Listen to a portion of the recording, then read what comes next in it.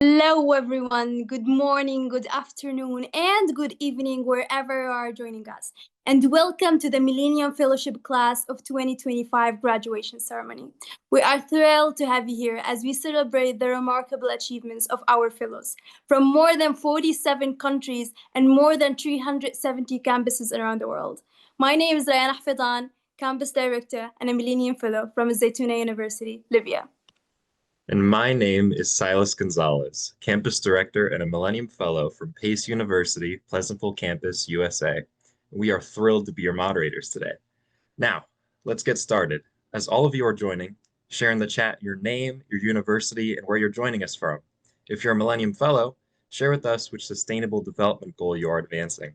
It is always absolutely amazing to see the global nature of the fellowship and how the commitment to social impact ties us all together. We've got Nina all the way from Mexico. Who else do we have here?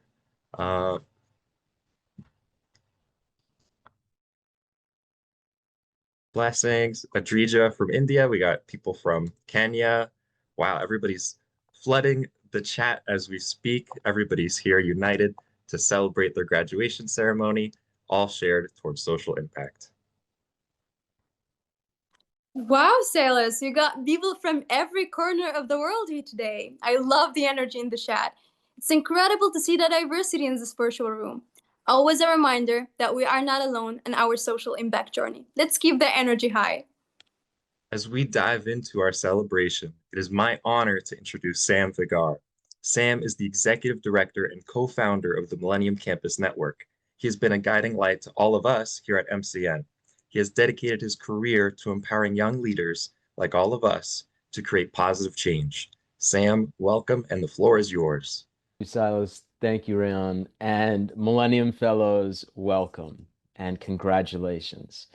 My name is Sam Vagar, and I join you from Boston, Massachusetts, in the United States. What started in our Brandeis University dorm rooms 18 years ago has become a global network of young civic leaders.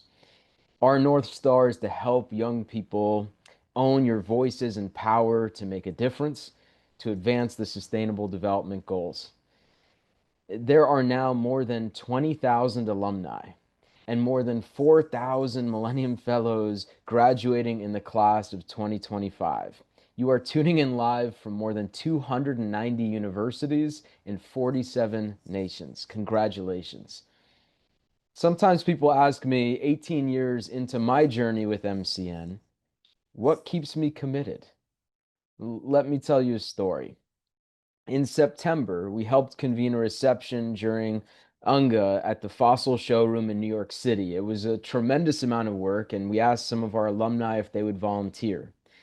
One of those alumni to respond was Grace Babirye. Grace is an extraordinary civic leader. She was a MasterCard Foundation scholar and also a Millennium Fellow in the class of 2020 at Makerere University in Uganda. As a Millennium Fellow, she received training, community, and credentials as she grew her civic impact. Much of her work has been at the nexus of technology and the SDGs. And she later ran our programming to support emerging technologists in the fellowship in 2023. When we put out the call to volunteer at our event, Grace responded. She's now a graduate student at the University of Notre Dame. Grace drove 10 hours just to volunteer and spend the weekend in New York City volunteering with us. Instead of walking in Central Park or visiting the Statue of Liberty, she was there volunteering with us. And then drove 10 hours right back the next day to South Bend, Indiana, so she could be back in time for her classes.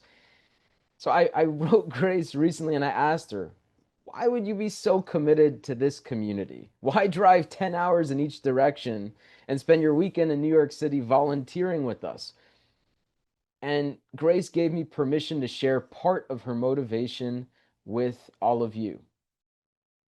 So Grace shares, quote, when I joined the Millennium Fellowship, I was a student entrepreneur in Uganda full of ideas, but still trying to understand my place in the world. The Millennium Fellowship changed that for me. It opened my eyes to what was possible, showed me that my ideas mattered, and helped me realize that I could be part of something much bigger than myself. I completed the Millennium Fellowship not just as a young innovator, but as a global problem solver with a renewed sense of purpose. A global problem solver with a renewed sense of purpose. Writing this today as a Notre Dame student is something I never imagined possible back then, and even more meaningful to me. I'm a startup coach with the Notre Dame Idea Center, all because of my fellowship experience with student entrepreneurs. For someone who started with only a dream, being able to support other young innovators turn their social impact ventures into reality feels like living my purpose. So when the opportunity came to volunteer at the event in New York, driving 10 hours each way didn't feel like a burden. It felt like a homecoming. I wanted to show up for the community that had already poured so much into my life and to help spark that same sense of possibility in other students. Showing up was the least I could do to give back to the people who helped me become who I am today. I am incredibly blessed and grateful to associate with this special community, and I look forward to showing up even more. Grace, you reminded me that night of why we started MCN in our university dorm rooms 18 years ago. We exist to help young civic leaders feel seen, valued, and supported. Thank you for paying it forward and inspiring me and so many others. Millennium Fellows, Grace described being with us as a homecoming. The fellowship, this community, is a home for you. Turn to each other, support each other, and keep building together. And we are here to support your journey. After your final cohort sessions and post-program surveys and reporting, you graduate from the fellowship, and you are invited to be active civic leaders in our alumni community. Our community and the world is better because of who you are and how you lead. The Millennium Fellowship started as a seed, and it is now a thriving orchard. Many people have tended to the seeds, gardened, and grown with us. I thank our team, our alumni, our boards, our new Civic Learning Council, our many partners, including the Ansara Family Fund, the Aspen Institute Stevens Initiative, Elevate Prize Foundation, Fossil Foundation, Remmer Family Foundation, Funders 2025 Fund, the MCJ Amelia Foundation, Zoom, Mintz, Moonshot, Charlie Walsh, Matt Patsky and June Untalan, and so many more for powering our work. Thank you, thank you, thank you. And here I owe deep thanks to our longstanding partner on the Millennium Fellowship, the United Nations Academic Impact. We are now in our 8th year of partnership together, and since our partnership commenced, we have collectively supported over 20,000 undergraduates in having this fellowship experience. UNAI is a remarkable network of over 1,800 academic institutions supporting the UN goals. It is also a team filled with creative, passionate, discerning leadership. We owe special thanks to Rob Skinner and Jayashri Wyatt for their visionary partnership and engagement. And Jayashri, who serves as Chief of Education Outreach in the United Nations Department of Global Communications. Jayashri, thank you for the power of your ideas. Grace's story that she shared with us, and now all of us, was possible thanks to your vision and conviction. Thank you for believing in Millennium Fellows and for building with us. With this, Jayashri, thank you, and the floor is yours. Welcome. Thank you so much, Sam. Distinguished guests and esteemed colleagues, and above all, dear Millennium Fellows, it is just such a privilege to be with you today as we mark not merely the celebration of your successful Millennium Fellowship, but the beginning of a legacy, your legacy as part of the Millennium Campus Network's beautiful legacy that Sam was just talking about. We are so proud of this partnership with Millennium Campus Network around the Millennium Fellows. Today, we celebrate the voices that you have lifted, the communities that you are part of, the actions that you have taken, and the vision that you now carry forward into the world. And this year's graduation theme, The Legacy We Build, Vision, Voice, and Action, calls on each of you to reflect on what you have already done through your work on social impact during your time as Millennium Fellows and what you are yet to build. I am always so impressed with all of the projects and the breadth of what you're doing. Each and every one of you has an important contribution to make, and you give me hope. You give the entire United Nations hope. Legacy is not only what we leave behind one day, it is what we continue creating right now in this moment. From over 60,000 applications across more than 6,000 universities, each and every one of you was selected with care because of the vision that you shared. Over 4,000 of you have now done extraordinary work through your fellowship across more than 280 campuses in 47 nations, as Sam said. Your institutions span continents. It is truly global. We hear voices from every corner of the world, and the inclusive community at Millennium Campus Network is so important. We are one human family, and you are part of that human family. You're not just part of it, you are cultivating that human family. This global tapestry of thought and talent is already a part of the legacy that you are creating. And together you are projected to contribute over 400,000 hours of work, leading more than 2,000 grassroots initiatives, advancing all 17 sustainable development goals. Your projects have supported mental health, brought climate solutions to local communities, responded to food insecurity, opened pathways to education, and so much more. Your leadership has been tangible, rooted in local action and global vision. And that is why your voices matter. You are not only emerging scholars and emerging social impact leaders, you are global communicators and change makers whose words and actions have the power to unite, inform, and inspire change. At the Department of Global Communications, we believe in leading with truthful, factual, inclusive communications, and it lies at the heart of our purpose.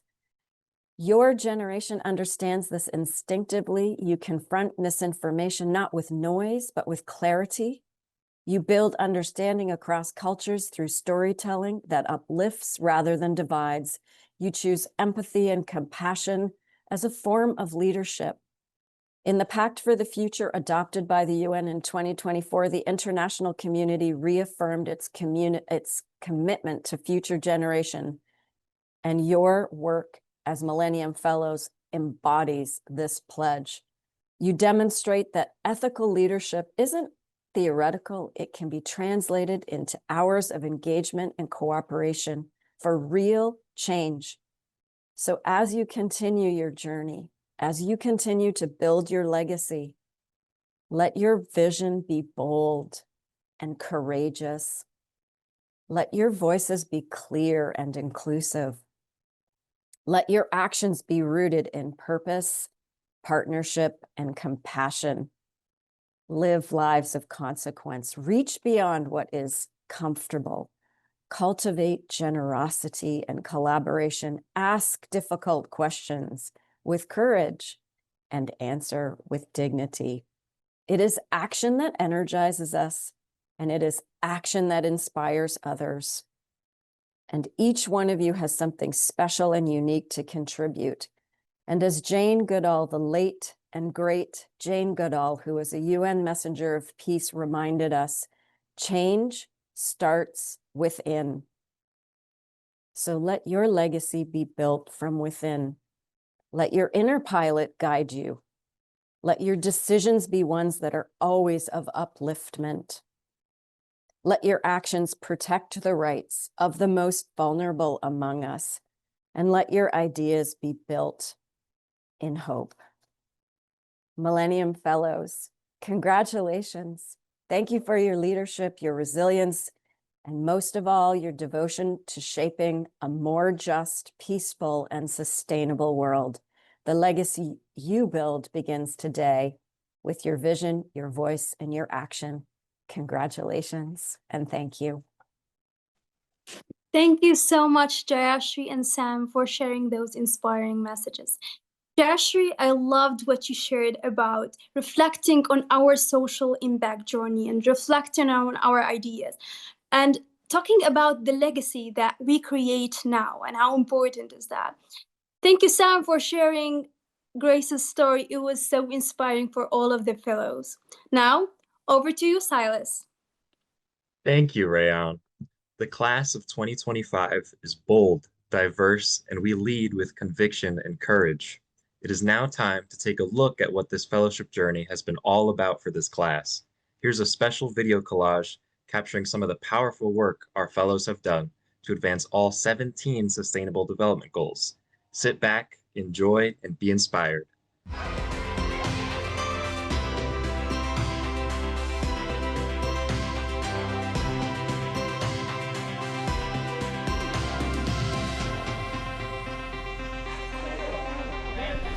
My name is Aparna Sarkar.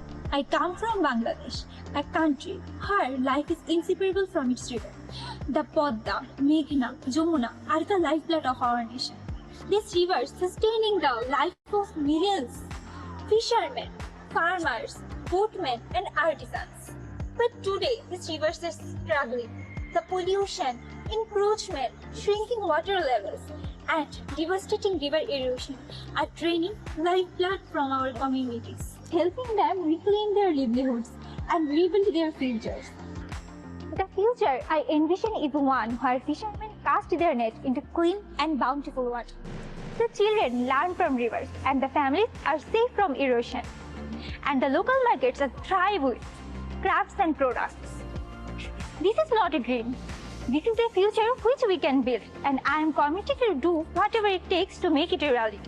Every child deserves a voice, yet some face challenges before they even start to speak. Hi, I'm Hafsa Ahmed, a student at Qatar University and a Millennium Fellow, class of 2025. As a speech therapy student, I'm learning how to help children find their voice. But before therapy can even begin, there's a crucial first step called screening. Traditional screening is paper-based, time-consuming, wasteful, and often inaccessible to parents and teachers. Through the fellowship, I learned the importance of problem-solving and taking initiative, skills that inspired me to tackle this inefficiency. So I asked myself, what if screening could be simple, sustainable, and accessible to everyone? That is why I created SpeechTrack, the region's first digital preschool screening platform, offered in both Arabic and English. It is designed to make screening easy for parents, teachers, and therapists alike. With SpeechTrack, early red flags in a child's communication can be identified anytime, anywhere. This promotes good health and well-being, and quality education. One hands-on demonstration showed that even parents with no prior training could successfully use the website, highlighting its accessibility. This project taught me that leadership is not about being the hero, it's about giving others the support they need to succeed. Early screening can change a child's entire future. One child, one tool, one sustainable step at a time. Have you ever felt surrounded by people but still completely alone? Every day, students walk across campus carrying invisible battles, anxiety, stress, depression, hidden behind smiles. At Lagos State University last year, we decided to ask a simple question. What if we could make mental health a conversation, not a secret? Our initiative brings mental awareness into every learning. We have held stress management workshops, spoken word therapy section, and interactive talk with professionals and the Lagos State University Counseling Unit. We have even launched a confidential helpline so that students can seek help anonymously. So far, we have reached over 300 students, many opening up about their struggle for the first time. It wasn't easy. Stigma remains a major barrier, but those honest conversations became our biggest breakthrough. They showed us that mental awareness isn't a luxury, it is the foundation for growth, learning, and leadership. Sometimes, change doesn't wait for policy or permission. It starts with curiosity. Because what if purpose wasn't an extra? It was part of everything we do. We learn what we build and what we live. This very purpose led to 15 projects on our campus. And change often starts with care, with the courage to talk about what others stay silent about. That's what Anshika, Mehak and Tanvi's project Chaitanya does. Through workshops in schools and rural communities, they are breaking silence around hygiene, child labor and taboos. Carrying that compassion forward, Aviral is working to make schools and shelters safer. And when care meets justice, empowerment takes root. Niyati and Arjun's Nyay Setu connects underprivileged women with government schemes. Similarly, Nandika and Shaurya's In Just Us amplifies unheard voices. Their project brings law, equality and civic awareness into classrooms and communities. And for me, Vidhi, change began with one realization, that education as it stands needs education itself. Through 21 miles, I set out to educate the education system. According to UDC, 35 using the medium most youth actually attend to, social media. leadership of the top MNCs. And in the field, alongside Rajananda, we have worked on equipping under-resourced communities with 21st century skills. And change is also rethinking what we consume, right? So Sanvi and Kavya's project is exactly the one that questions fast fashion. They are proving that sustainability actually never goes out of style. Simran and Soumya saw responsibility through waste management and youth engagement. And when pollution isn't just beneath our feet, but in the air we breathe, Shatakshi's The Air We Breathe movement takes the fight upward. Vansh and Chintan's Illuminated project redefines learning itself, merging creativity and curiosity to make education more engaging and equitable. And Shivendra extends this mission. And because learning is hollow without well-being, Astha's For You community nurtures emotional literacy, teaching youth to express, to understand, and to care. And Agnivesh's work bridges mental health and juvenile reform, ensuring that no child's mistake defines their future and every second chance is met with empathy. Empowering to see our fellows in action and the change in motion. From working on education to climate to mental health, we are not only diverse in terms of geography, but in the issues we identify in our community. This is just incredible. Hi, and congratulations, Fellows 2025. My name is Alexandrina Garcia Vizcarra, fellow of this class, and also I am a clinical psychology student at CETIS University in Mexicali, Baja California, Mexico. And I am the founder of Youth for the Mind, an open podcast and mental health project I created to make psychological education accessible and stigma-free for young people. Through videos in YouTube, Spotify, Apple Podcasts, our open podcast and social media provides content of psychology, psychotherapy, emotional well-being, family dynamics, and many more.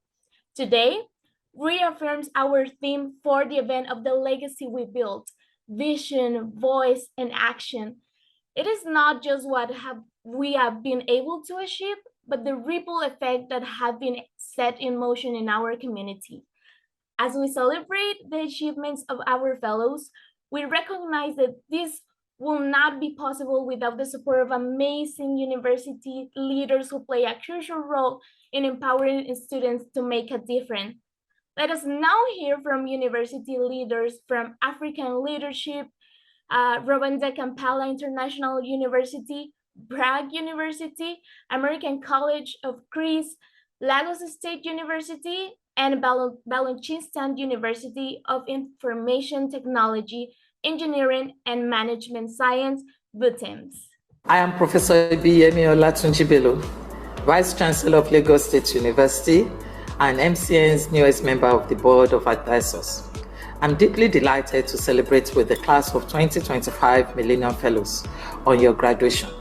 Since 2018, Lagos State University has consistently had cohorts of Millennium Fellows, and the graduates of this program remain some of our highest high flyers. Today, the graduating fellows from LASU, Lagos State University, and from campuses all over the world are joining those who have gone ahead of you in creating change and living out the mantra of making impact within your communities. To the Millennium Fellows from Lagos State University graduating today, I and the entire university community are incredibly proud of you.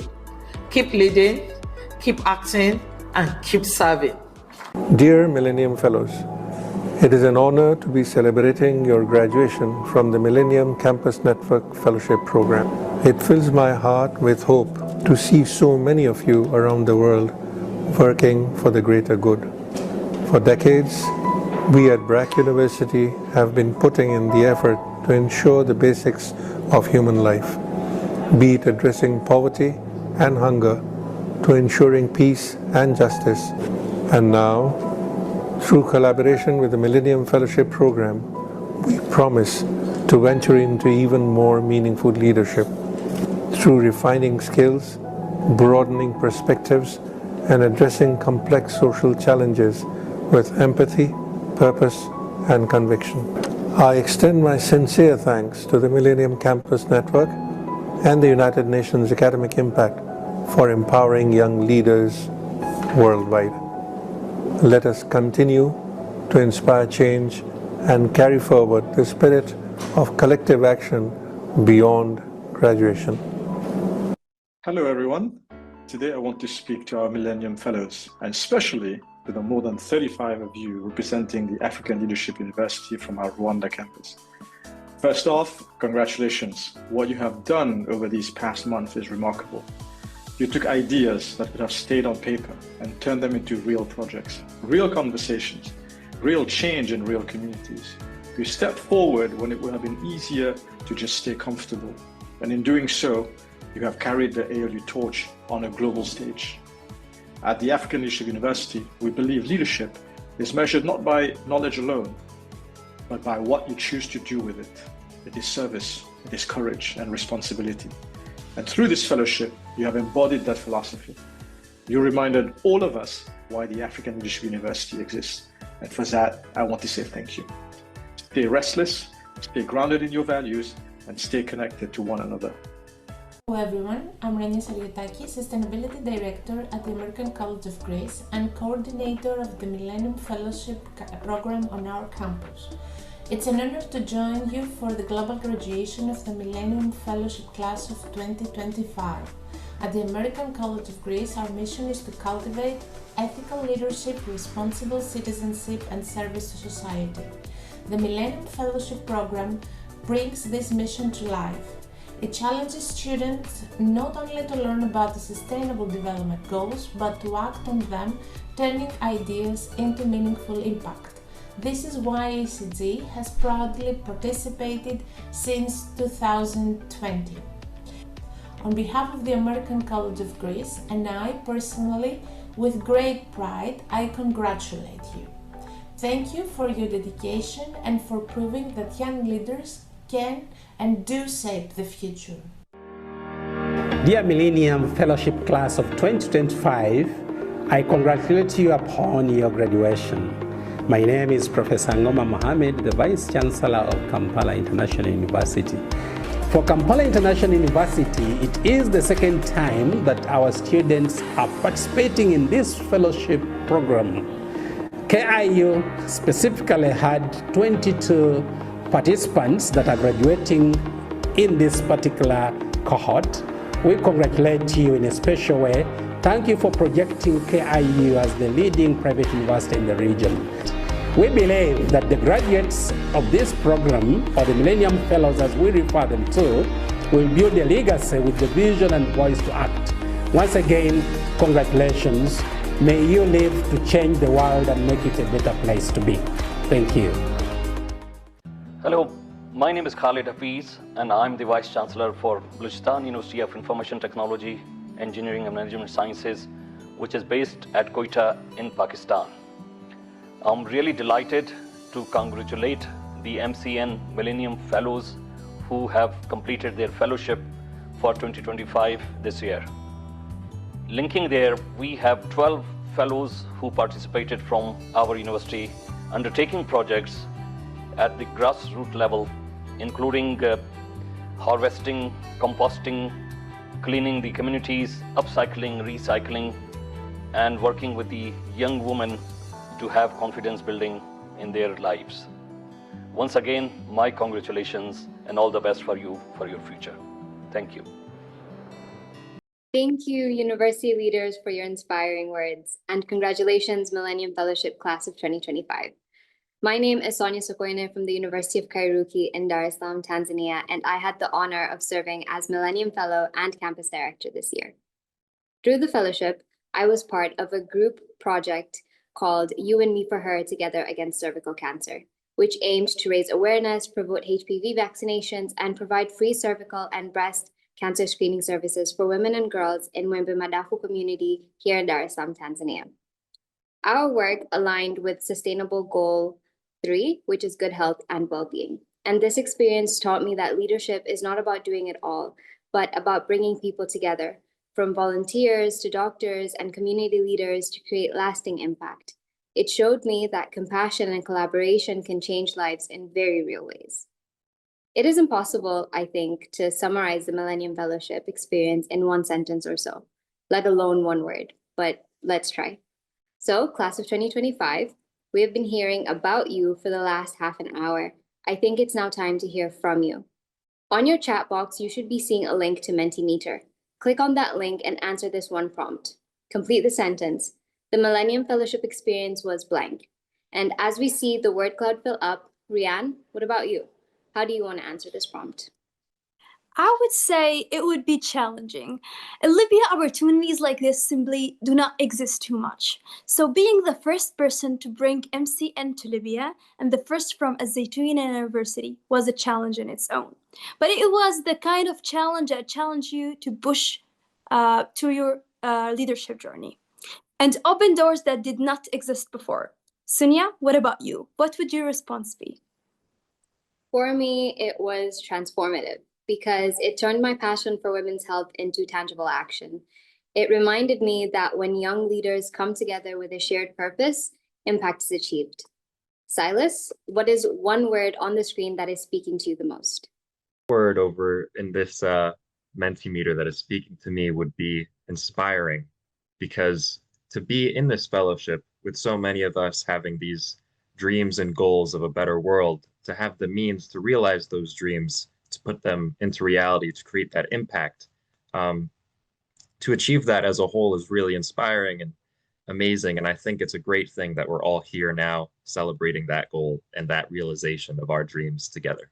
Totally agree. And I think if you look at the word cloud now and all the words that we've all shared, it's a testament to all our shared commitment to lasting social impact. Thank you all for your participation, and congratulations again to the Class of 2025. Silas, over to you. Thank you very much, Sonia. Now, I am delighted to introduce two incredible leaders, Joseph Deitch, the founder and chairman of Elevate Prize Foundation, and Carolina Garcia Jayaram, the CEO of Elevate Prize Foundation. Guided by their power to make good famous, the Elevate Prize remains committed to championing changemakers all across the world.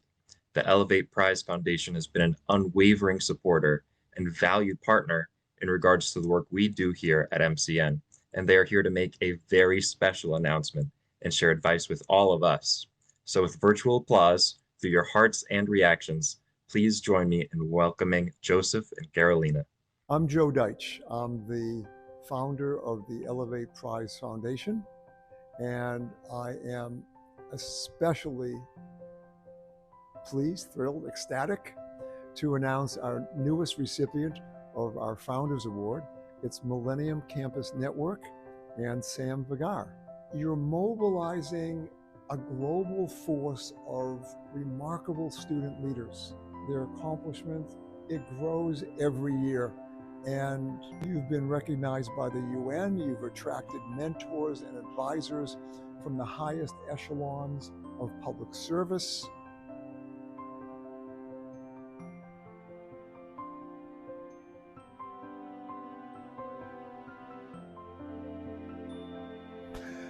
Your outsized accomplishments and potential are perfectly matched with your sincerity, your humility, your curiosity, your dedication.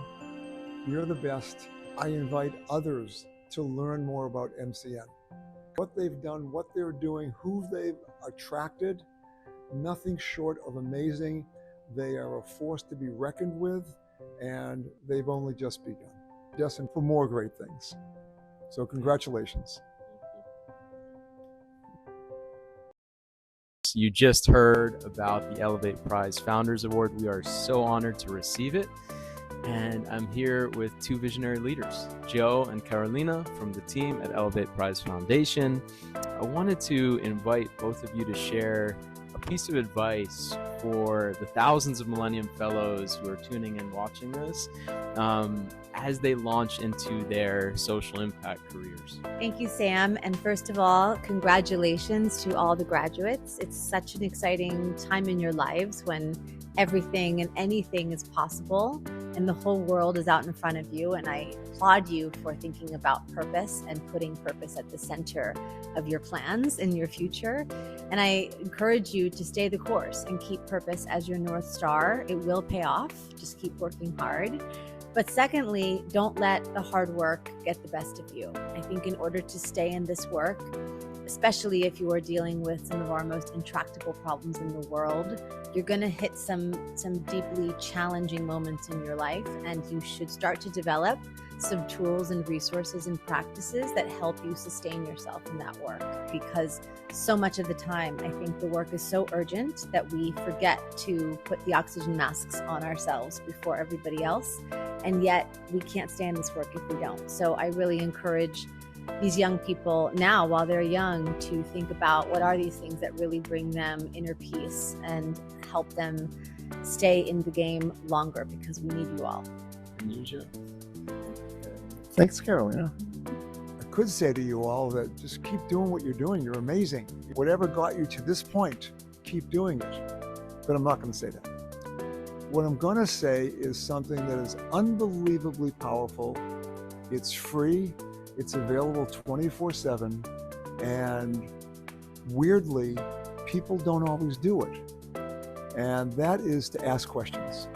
If there's anything you want, ask. In a time where through the internet, through AI, through access to almost everyone, we are, one step away from almost anyone in the world.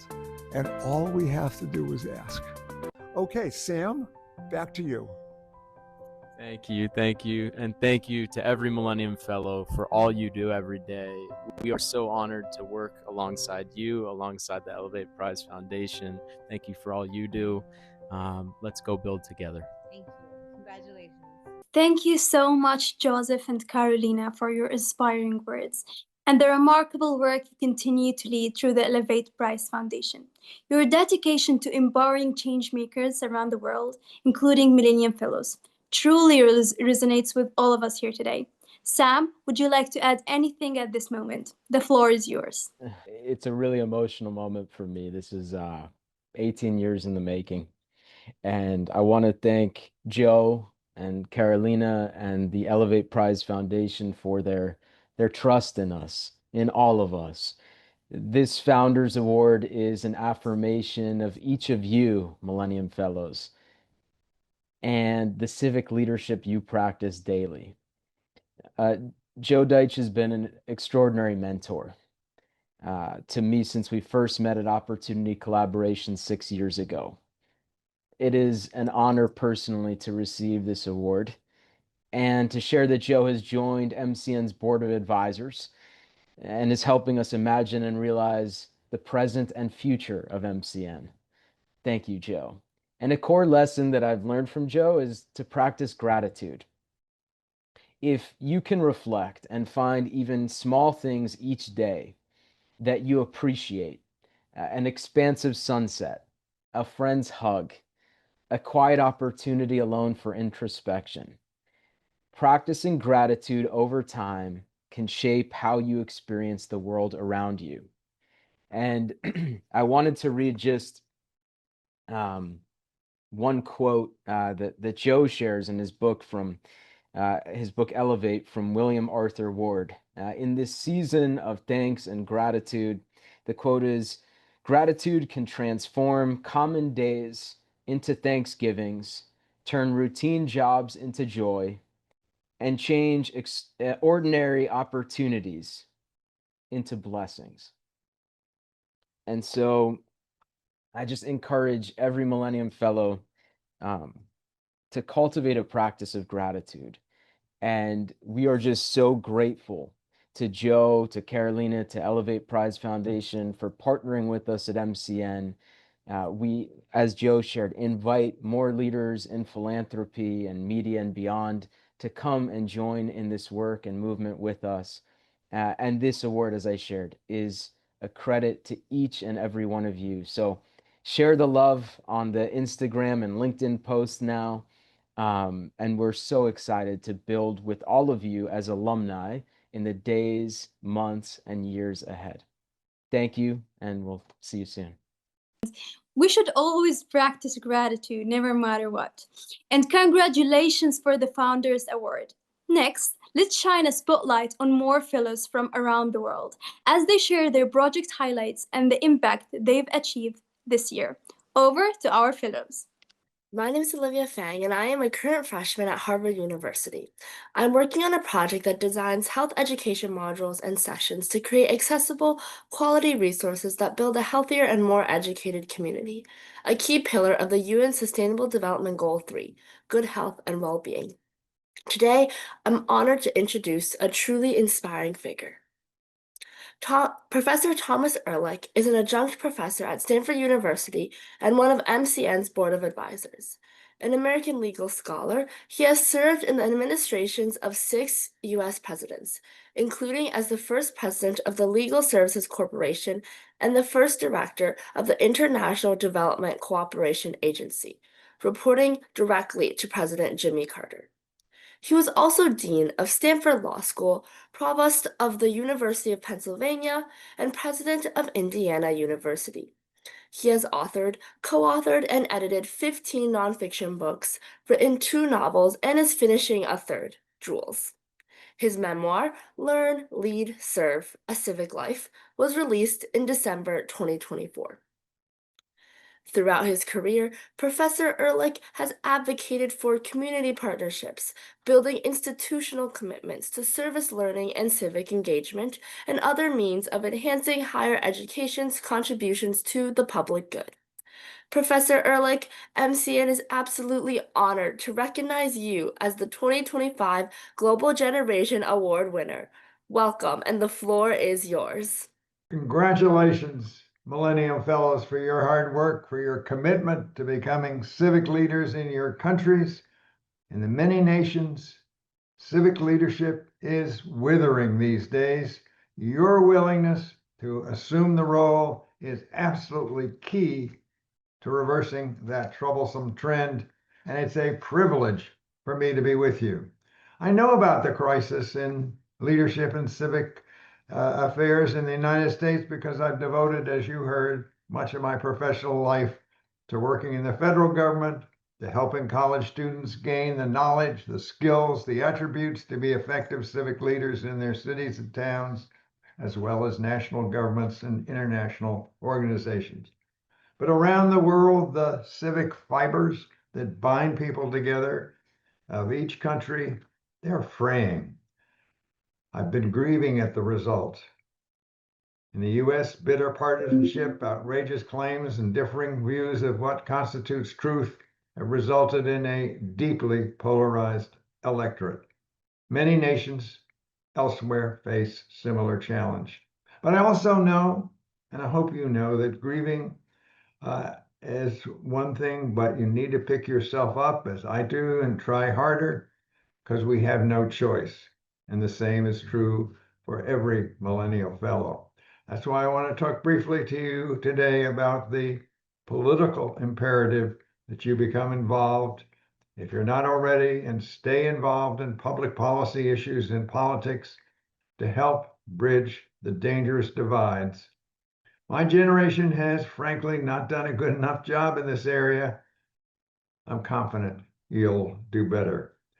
Sometimes I hear comments in the United States, at least, that we've never been in such a devastating political crisis as we are today. And I suspect some of you from other countries have similar comments. Well, I respond, we did have a civil war. Our nation has been severely tested frequently in wartime and in peace.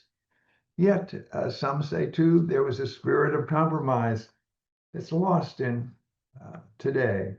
Well, that's only partially true because I've worked in the administrations, as you heard, for 6 administrations, and all those times there were moderates in both sides that I led.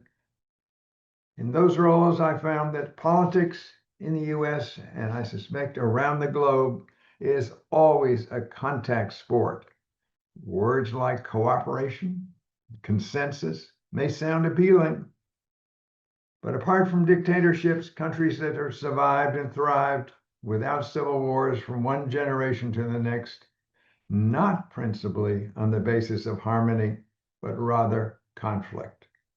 Sometimes intense conflict, mediated generally by commitment to shared values. And the US is an example. One of the lessons that I have learned has clearly emerged. There is always tension in politics. The main question is whether it is constructive tension or destructive tension. Without doubt, the tension today is dangerously destructive in the United States and elsewhere. Shared faith in common values is the glue that holds each of us and our countries together, that makes partisan conflict constructive rather than destructive. And that glue is losing its grip in many nations, including the United States. So there's now a civic imperative that you find ways to be an active participant in the civic processes that heal the dangerous divides in your country. You mustn't sit on the sidelines and complain. You've got to act. So I urge all Millennium Fellows in the United States and elsewhere not to limit their consideration of public work to our federal government, but to keep in mind that there are less than 3 million people working in the US federal government, but more than 20 million in state and local governments. There's much work for you to do in those governments. In my experience, what makes civic change happen? And my answer is simple, but it's critically important. It is movements in which citizens like you organize together around common goals with strong leadership, civic leadership, struggle to achieve those goals. Many of you will recall that 15-year-old wonderful activist who led a worldwide movement demanding governmental action on climate change. The movement hasn't yet succeeded, and the US has sadly stepped back on this critical issue for a time, but her civic leadership led to significant actions by other countries around the world. And the history of the US is marked by many movements. It was initially ruled by a very small group of wealthy white men, just 6% of the total population. Movements transform that harsh reality time and time again. Abolition, women's suffrage are 2 examples. Civic heroes with great leadership skills led those movements. In my own time, the civil rights movement transformed the rights of African Americans. Martin Luther King led that movement, but tens of thousands of college students were involved. In one instance, about 1,000 college students participated in the Freedom Summer 1964 voter registration drive in Mississippi, along with hundreds of other Black activists. In just 2 years, because of their work, the Civil Rights Act of 1965 was enacted, and Black registration in the South increased from 29% to 52%. And other examples could be cited in many countries, and I suspect in your country. Led by civic leaders, movements have fanned the flames of freedom. To bridge the current diversity in our country and in yours, we need to move beyond just stopping bad things from happening, important as that is, to bringing each of our nations together as one people. It's happened in the past. It can happen in now with your help. So either as a vocation or an avocation, your training as a Millennium Fellow prepared you to engage in preserving, strengthening the political processes that have been center stage in promoting freedom around the world. And I encourage you to identify someone whom you admire for leadership in this area. Ask that person to be your mentor. My civic life has been transformed and shaped in great measure by extraordinary mentors. Yours can be the same. I've been reflecting recently on how many young civic leaders like you does it really take to sustain our freedoms. The Talmud recounts that this deeply troubled world survives God's wrath because of the virtue of 36 anonymous individuals. The hidden righteous whose inherent goodness is sufficient to preserve all around them. No one, including those individuals, knows who are the hidden righteous, which means that all of us must act as though we are. The challenge for educators like me, focused on preparing students for lives of responsible civic engagement, is to persuade as many as possible to think of themselves as the hidden righteous, to live their lives as much as possible as if the very civic fate of their nations depends on their willingness, their ability to step forward to engage in civic life. So in reflecting on your own roles in preserving your country's freedoms, may each of you think of yourself as one of those hidden righteous. Our world deserves no less. Thank you very much for the privilege of being with you. Thank you so much, Professor Thomas Ulrich, for your insightful remarks.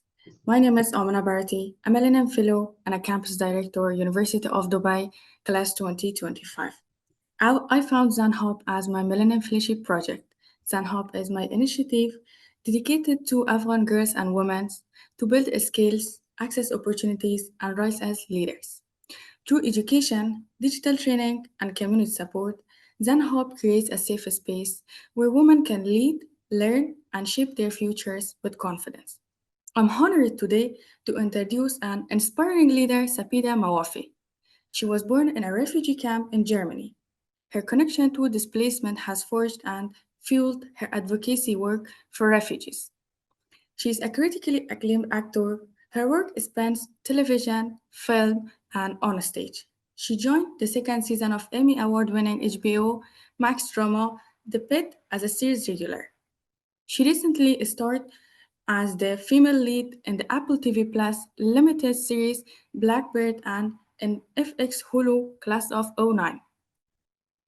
She is also widely known for her fan favorite role as Gigi in Showtime's The L Word Generation Q. She is a proud ambassador for the International Rescue Committee. Mofi advocates for the more than 100 million people who have been forced to move and flee their homes worldwide. She has served as the advisory board of Talent Beyond Boundaries, Eat of Bait, and The Other Side of Hope. Her journey in refugee and immigrant literature magazine and partners with human rights organizations working to expand access to safety, justice, and opportunity for displaced and marginalized community. Ms. Mawafi MCN is proud to announce you as the 2025 Global Generation Award winner. Please join me in welcoming the incredible Sapida Mawafi. Hi everyone, I'm Sepida Moafi, joining you from Los Angeles, California. I'm currently at Warner Brothers Studios filming the second season of HBO Max's The Pit. So I sadly cannot be there with you live virtually today, but I'm still honored to be here with you via video. Thank you to MCN and the United Nations Academic Impact for inviting me, and most importantly, congratulations to the Millennium Fellowship Class of 2025. To all 5,000 of you from 48 different nations, from Lagos to Cambridge, Nairobi to New York, you have poured your hearts, minds, and hands into more than 2,000 projects advancing the Sustainable Development Goals. The impact you've already made is extraordinary, and I am humbled to be celebrating with you today. This year's theme, The Legacy We Build, Vision, Voice, and Action, resonates deeply for me, not just as an artist and advocate, but as the daughter of refugees. My family fled Iran in the years following the Islamic Revolution during the Iran-Iraq War, and I was born in a refugee camp in Germany. Throughout my life, I witnessed my family rebuild their lives in a new country out of displacement, uncertainty, and hope. Watching them taught me early that legacy is not something we inherit. It is something that we build. With every choice we make, we construct our own story in this short, precious time on this precious planet. Vision. Vision is the courage to imagine a world that doesn't yet exist. A world where belonging isn't conditional, where borders don't define the value of human life, and where every child has the same right to safety and possibility. Each of you has already shown what vision looks like in action. From refugee support and public health to girls' education and climate justice, you've proven that imagination is not just idealism. It is a tangible tool of transformation. Voice. Voice is the willingness to speak when silence feels easier and even encouraged. To tell stories systems try to erase, and to advocate for those who have been unseen and unheard. In my work with displaced communities, I've learned that storytelling itself is a form of resistance, a declaration that every human being deserves to be witnessed. And you remind the world that empathy is power. Action. Action is the hardest. It asks us to show up again and again, even when progress feels slow or the world feels unbearably heavy. Through my work as an ambassador with the International Rescue Committee and other humanitarian organizations, I've learned that change rarely resembles the dramatic climax we see in films. Most often, it looks like persistence, choosing compassion every time, believing that every small act matters, and staying committed to thinking globally and acting locally. And that's what you embody, the quiet heroism of persistence. As you step forward into this new chapter of life, protect your tenderness. It is not weakness, it is essential to true leadership. Protect your joy. Movements need it to survive. And protect each other, because none of us can do this alone. The legacy you are building will be measured not only by outcomes, but by the generosity and humanity with which you offer your gifts to the world. My deepest hope is that you continue to build a future where every person belongs, where your vision stays daring, your voice stays honest, and your action is always rooted in love. Congratulations, Millennium Fellows, and thank you. I'm truly honored to stand with you. A huge thank you for the Global Graduation Award winners, for sharing the powerful insights and for the inspiring stories with us today.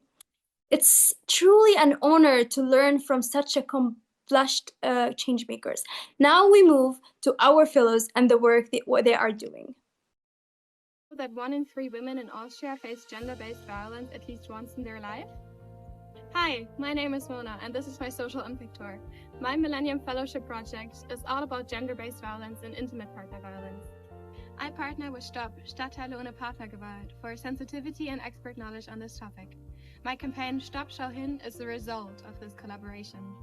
My campaign uses STOP's expert knowledge to create tangible civil courage tips, provide information online on the topic, and turn people into helpers. This reduces time and monetary barriers in accessing information. Additionally, we have printed 1,000 stickers with QR codes that lead to the Instagram account. This helps to bring the campaign from the online realm into the real world and create more attention on it and the topic. My main sustainable development goal in this project is gender equality. Through the Millennium Fellowship, I was able to develop a very inclusive perspective on leadership. Hence, we try to break down barriers of information access.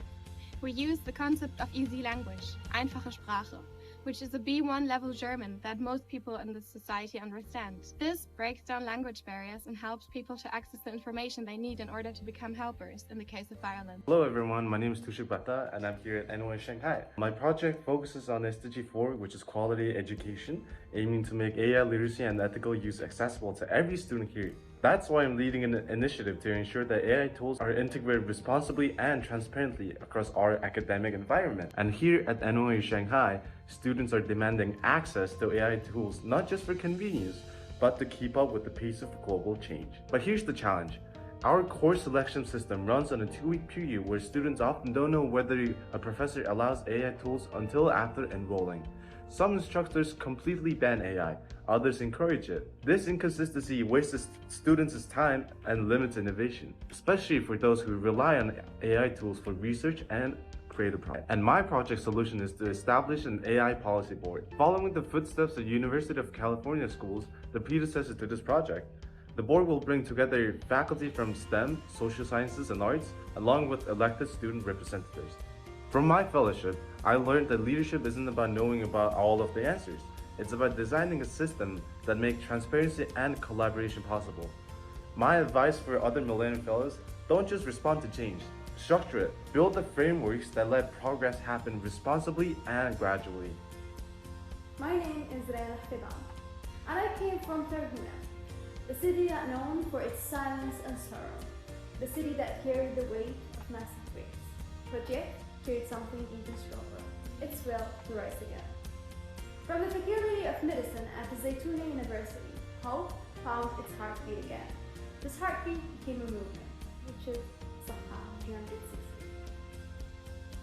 Why 260? Because health cannot grow in one direction. It's a life cycle. It's a complete version that connects mind, body, and environment. We are focusing on the SDG 3 and the SDG 17, which are health and partnerships for goals.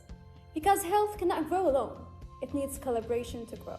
From actions to words, we reached more than 1,200 students all across the city, offering free meals for diabetic children and hosting Diabetic Awareness Day, as well as hosting breast cancer campaigns that goes all over the city, to every school, to every place in the city. We also offered free screening for eye examinations and etc., as well as the BSTD Awareness Day. And because impact needs unity, we build partnerships with the Municipal Council of Terhuna, as well as private clinics and hospitals, public and private schools, and higher institutions as well. Hello everyone, we are the Millennium Fellows from Cairo University and we are thrilled to introduce our initiative Project Pukar.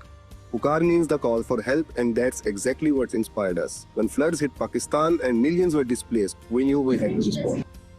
With the support of our university community, we organized our donation drive. We provided cooked food and pure drinking water to 1,500 individuals and 100 broski bags for the families struggling to rebuild after the floods. Our team personally visited the flood-affected camps in southern Punjab.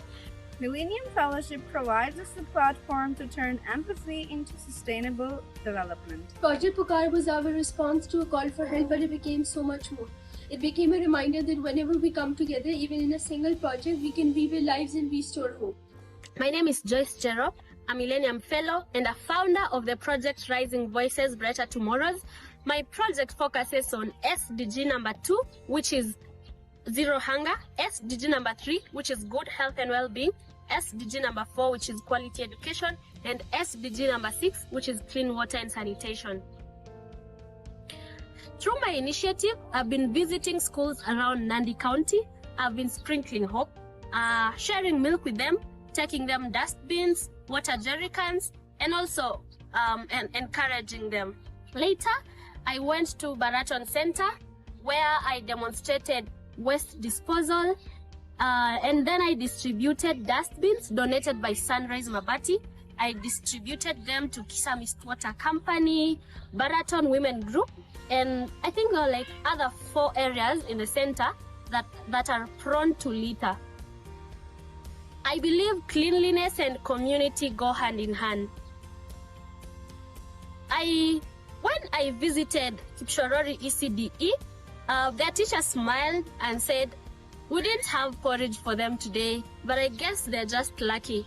And those words really touched my heart because I believe kindness can be a simple act, but sometimes it can also mean everything.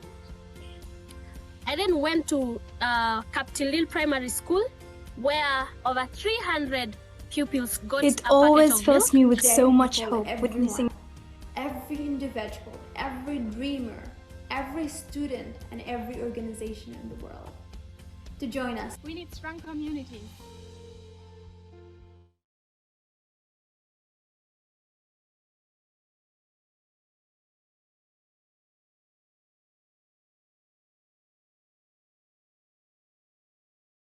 And to care, and aggravation empathy. Hello, my name is Silas Gonzalez, and I'm a member of Pace University's group project Right to Know H2O. Our goal is centered around how water is fundamental to all aspects of life, and the human right to drinking water can only be achieved with a corresponding right to know if that drinking water is clean. More than 2 billion people will be threatened by unsafe water this year. My name is Naila, and I have a right to know what is in my water. Mevar Lizi Imedashvili. Με μαξουφλέβα βιτσόδερα τσέμς καλში. Με λένε Άμπρα και έχω το δικαίωμα να ξέρω τι υπάρχει στο νερό μου. اسمي ممون ولدي الحق أن أعرف ما يوجد في مائي. Minun nimi on Kira ja minun on oikeus tietää mitä vedessäni on. Tôi là Phương và tôi có quyền được biết nước mà tôi sử dụng hàng ngày bao gồm những thành phần nào. Meu nome é Caroline e eu tenho o direito de saber o que tem na minha água. मेरा नाम निखिल है और मुझे ये जानने का अधिकार है कि मेरे पानी में क्या है. غزاله هستم و من حق دارم بدونم که در آب آشامیدنی من چه چیزهایی وجود داره. Hi, my name is Nina Garcia and I'm a clinical psychology student. Every day, young people face challenges that affect our emotions, studies, and relationships. But talking about mental health should be scary. It should be normal. That's why Youth for the Mind was born. A safe place created by youth for youth to talk openly about how we take care of our minds. In short time, Youth for the Mind has connected with students who want to understand themselves better and break the stigma around mental health. And yes, Youth for the Mind, it is a podcast about mental health. We invite many psychologists who are professional in mental health and we share information. For example, history of psychology, where it began, how it evolved, and why it is mattered today. Our new podcast dives even deeper, giving space for open conversation about anxiety, depression, self-care, and hope. Every episode and post is made to connect, inform, and remind young people that they are not alone. An amazing set of videos. Now, let's turn the spotlight to two of our very own Millennium Fellows, who will share their impactful projects and their experiences throughout the fellowship. Please join me in warmly welcoming one of our incredible Millennium Fellowship alum and two amazing Millennium Fellows from the class of 2025. Welcome Yoel, Atuf, and Magdalena. Thank you very much, Silas. Just a quick shout out to all the refugees in the room. The world is going through so much right now, as you know it, and your presence here shows that in your own ways, you're cooling it down. Keep cooling it. It is a true honor to be here today celebrating you, the class of 2025. To every fellow joining from across the world, kudos to you. You have done incredibly well, You chose to study, to volunteer, to lead, and most importantly, to turn the challenges around you into real opportunities for change. When I joined the fellowship in 2022, I was a student searching for a meaning in a world that felt broken. I'd fled conflict in South Sudan, lived through displacement, and carried the weight of loss. But this journey taught me something that has stayed with me. Even in the hardest moments, leadership begins when we decide that our experiences, no matter how painful, can become tools for healing and for transformation. And with that, I'll pass it over to my friends, Atuf and Magdalena. Atuf, please introduce yourself and just tell us a little bit about your project. Thank you, Yoval, and hello, everyone. I am Atuf. I'm the campus director at Cluster University, Srinagar, here in Jammu and Kashmir. For the fellowship, I actually did a group project with 5 other fellows from my cohort. Our project's name was Taskeen. Taskeen is an Urdu word that means comfort, peace, solace, and I think the name really captures the heart of what we were trying to do, creating comfort in neurodiversity. It is an initiative to build awareness and intervention systems around neurodiversity across educational spaces in Kashmir. We began with schools and community centers, and now we are gradually expanding to colleges, universities, and teacher training institutes. I would say this is a project that is deeply personal to many of us on the team. I still remember when the idea was first pitched, the nods around the room, the questions, the personal stories that started to surface, and I realized that this was a conversation that people had been wanting to have.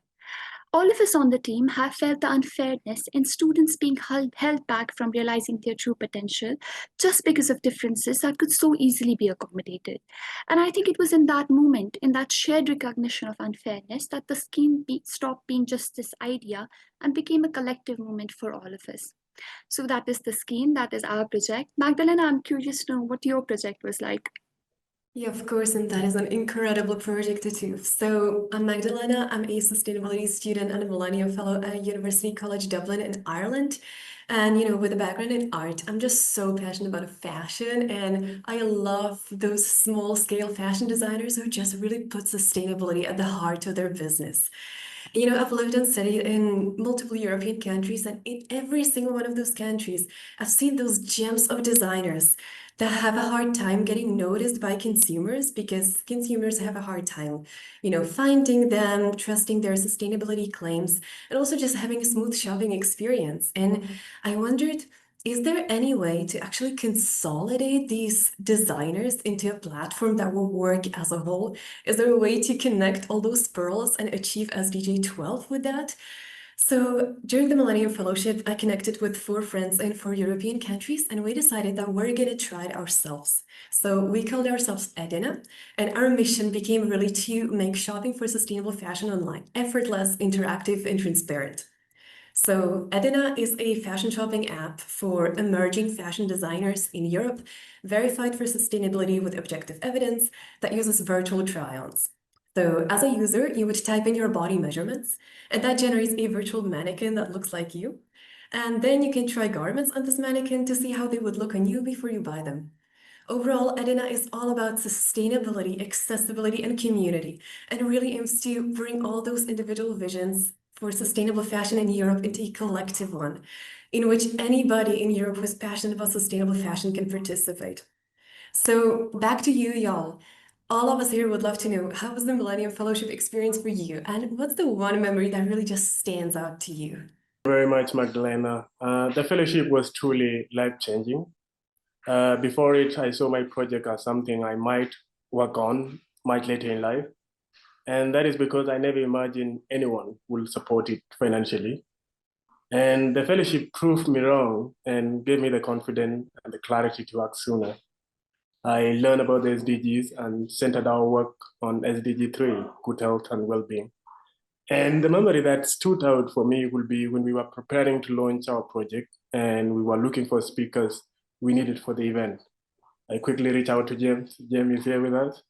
And he connected me to Arushi, founder of Latest to Strangers, India chapter, and a few more others.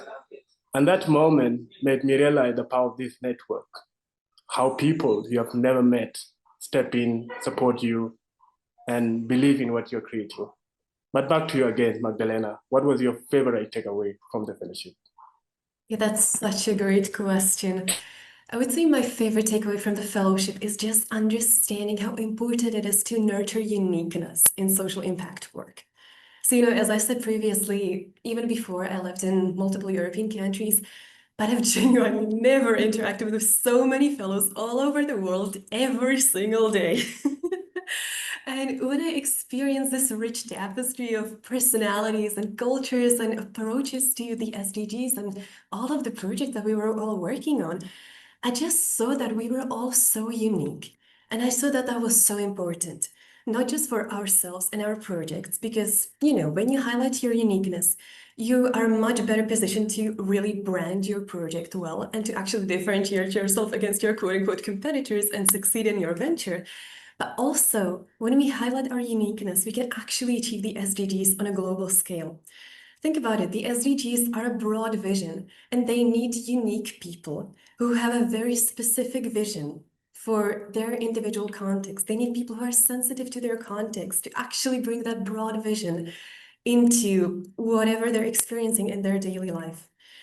And I would never be able to see this without the Millennium Fellowship, and I'm so extremely grateful that the fellowship gave me this insight. So over to you, Atuf. How are you looking at your social impact journey after graduation? Thank you, Magdalena. First of all, that is such an interesting perspective, so refreshing to hear from you. To come to your question, for me, this next chapter really feels like a continuation of what I've begun and what I've learned through the fellowship itself. We are going to continue the scheme for as long as it's needed, but while the scheme continues to grow, I'm also preparing to begin another initiative, Falah. Falah is an Arabic word that means well-being, flourishing. As an acronym, it stands for All Lives, Aid and Humanity.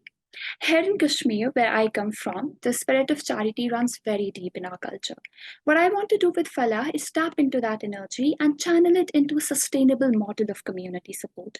One where campuses would act as hubs connecting elder homes, shelters, orphanages, and other spaces of need with young volunteers, donors, and resources. Honestly, I have held this idea in my heart for quite a while, but it was these past months in the fellowship that have given me the confidence, that have taught me that I don't need to be perfectly ready to begin Falah. I just need to show up and grow into the work. I would say I see the coming years as a time to continue that growth, to keep learning, and to hopefully become deserving of carrying the responsibility that I'm choosing to carry. That brings me to you, Yoal. I would love to know what your journey was like after the fellowship program. All the audacity I gained from the fellowship, and again, I say audacity in a good way, I went on and submitted our half-baked idea to the Moonshot platform, which was the MCN partner at the time. We had no legal status, no website, and certainly no online presence, just an idea written on a paper. But we submitted it anyway. And out of 1,500 plus global ideas, we won. Yeah, flowers for me, please. We became one of the inaugural recipients of the Moonshot Platform Award in 2022 for our work advancing SDG 3. And the award came with a sweet $10,000 grant and a global exposure, of course. And we went on to reach communities across 5 East African countries. In 2023 alone, we connected with about 2,000 young people and amplified the stories of 20 finalists through our annual essays contest, the psychosocial tolls of being a refugee. Our impact went far beyond mental health. Many participants used their published essays to secure scholarships and funding for the project. And one such story is Yar Malek, whose essays, The Epitome of Hope, helped her secure a degree scholarship in Canada. And as a parting shot from me to you, the graduating class of 2025, as you move forward, lead with compassion, lead with patience, and never underestimate the quiet power of kindness. It is what the world needs right now. Thank you very much. Thank you, Atuf, Magdalena, and Yol for sharing those insights. It's inspiring to hear about your journey. We cannot wait to see what the journey looks for all of you. Next, coming back to our theme for the event today and what it represents. It represents our commitment to lead with empathy, inclusivity, and humanity. And at the same time, it celebrates the power of the collective. We are diverse, but we are walking the same path. Silas? Exactly. Yeah, I think so too.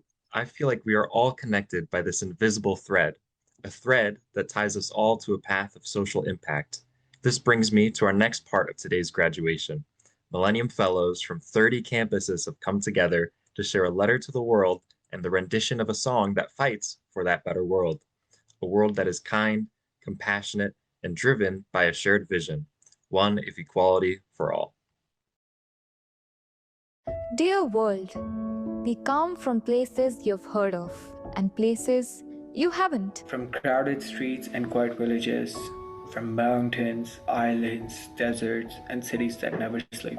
We speak in different tongues, dream in different colors, pray in different ways. But if you strip it all away, the borders, the flags, the noise, what remains is the same heartbeat. A heartbeat that aches when others suffer.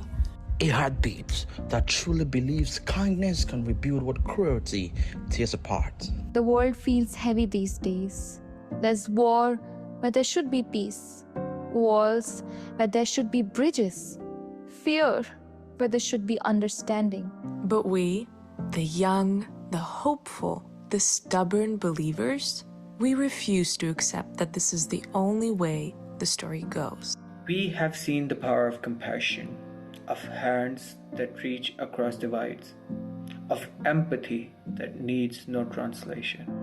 In classrooms and communities, in acts of courage, in small moments that never make the news. So, dear world, when you look at us, see not where we differ, but what we share. Because beyond the languages, the borders, the skin, the faiths, we are stitched together by something timeless.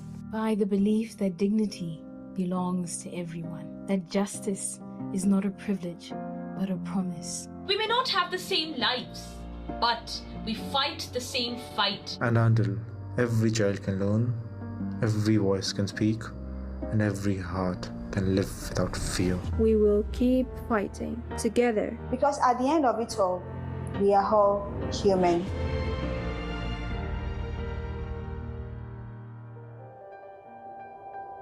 Incredible performance.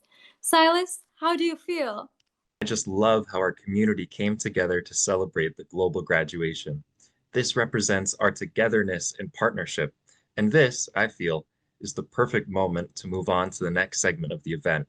Talking about the legacy of partnerships, a decade ago, MCN collaborated with the Remmer Family Foundation and launched the Millennium Oceans Prize to support young leaders dedicated to ocean conservation. This prestigious award recognizes young leaders driving progress on SDG 14, Life Below Water, and fostering sustainable marine and freshwater practices that benefit their local communities. Over the past decade, the prize has catalyzed transformative change in multiple countries, from Chile to India. I'm honored to introduce Stephen Fox from the Remmer Family Foundation, who will share more about our partnership. Thank you, Silas, and hello, Millennium Fellows. I am thrilled to be here, and congratulations to all of you, and gratitude to MCM, the UN Academic Impact, and the partners and funders who make this program possible. My name is Steve Fox. I'm a trustee at the Remmer Family Foundation and a partner at Propeller, a venture capital firm investing in ocean climate solutions. I have to admit, at the end of this lineup of speakers, this is a tough role. I'm not a doctor, artist, organizer, and I'm definitely not as young as most of you.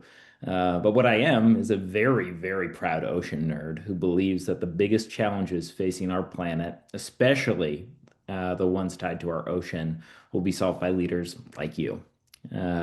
This year's theme, the legacy we build, vision, voice, and action, is exactly what this moment is about. You share a vision for a fairer, more sustainable world. You have used your voices to challenge assumptions, and your actions over these past 4 months have already advanced all 17 SDGs in a meaningful way. But the work doesn't end with graduation. In particular, as I think of our fellows who've been working on the ocean, our freshwater systems, and in our coastal communities, they need your momentum. The oceans are absorbing heat, carbon, pollution, and pressure, and also providing food, protection, and hope. and we need your leadership to protect them and help them thrive. At the Rimmer Family Foundation, we are proud supporters and partners with MCN on the 11th edition of the Millennium Oceans Prize. The prize celebrates young leaders improving their communities through marine and freshwater conservation and sustainable use of ocean resources. Last year's winner, Brigitte Gunawan, continues to inspire through her ocean conservation storytelling work with diverse seas. And I'm excited today to also recognize Alex and Lucia Rosen, runners-up for this year's Oceans Prize, and their work with Floating Islands of Hope in Valle de Bravo, Mexico. I'll invite all three of them up in just a moment to share their reflections. As you listen, remember, your Millennium Fellowship may be ending, but your impact is just beginning. I can tell you a brief story. Once upon a time, 16 years ago, I was an intern at the Millennium Campus Network. I was a university student, like many of you, high-minded on helping social and economic change in places like Cameroon. And as an intern, I basically cold called people all day long at the request of our dear director, Sam Vagar. And specifically, I called celebrities, begging them to support what were then called the Millennium Development Goals. And my big get was a 90-second video of teenage Justin Bieber promoting a great organization, Pencils of Promise. Like all of you, it was about a 4-month experience, but the skills of self-confidence, of team achievement, of staring across the table at my fellow students and colleagues and laughing at our failures, successes, and shared commitment to manifest change is something that helped me build a skill set I still use to this day. So celebrate today, be proud of what you built, and then please keep going, keep raising the bar, keep learning, keep showing up for your communities, for each other, and please for the oceans. So congratulations, fellows. Now please join me in welcoming Brigitte and then Alex and Lucia. Wow, thank you so much, Stephen. That's so inspiring. And I'm so glad to be here. I think time flew by. I feel like it was last year, about this time of the year, when I just got the prize, and so much has changed for the better. I've gotten to a point where we're reaching and engaging with thousands of students in over 10 countries, bringing diversities with open educational resources, but also the VR headsets and the collaborations with our educators, creating real life story, transforming real life stories into tech-enabled ocean literacy, and then bringing that actually recently into a children's play. So connecting that together with the semester curriculum, and not just scaling wide, but really scaling deep within the communities that I work with. And I'm really glad with the lasting connections that this prize has brought with it. I'm really grateful that I've gotten to be recognized by the UNDP as well as in recognition, of SDG 14. It's such a crucial point in time where we need conservation not just to be a good to have, but it's part of the heart of humanity, because we can't live on a dying planet, and the ocean is such a critical piece of it.